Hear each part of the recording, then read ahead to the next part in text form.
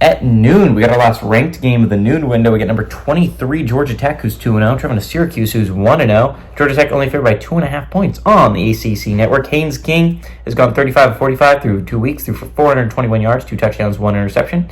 Jamal Haynes had 28 carries for 159 yards and 3 touchdowns on the ground. And Malik Rutherford has had 11 catches for 197 yards and a touchdown. Kyle McCord for the Orange has gone 27 of 39, threw for 354 yards, 4 touchdowns, 1 interception. LaQuint Allen had 15 carries for 98 yards, and Arond Gadsden had 7 catches for 108 yards and a touchdown. Georgia Tech is 4-1 all-time against Syracuse. Last game did go to Georgia Tech in 2023. And Georgia Tech is 1-0 in one-possession games. Home team is undefeated in this series, though. I think that's a little bit interesting to look at because Syracuse is the home team.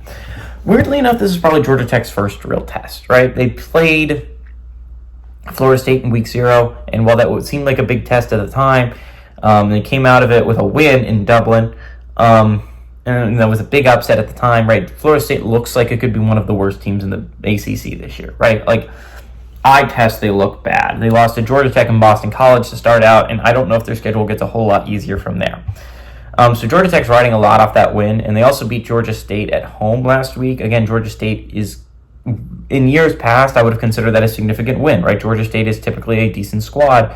But without Darren Granger, I think that's going to be a little bit of a hole, a little bit of vacuum that Georgia State's going to need to fill. I will say that I think this is the first real test. Syracuse didn't look great against Ohio. It was a back and forth game for most of that game until they ran away with it in the fourth and late third.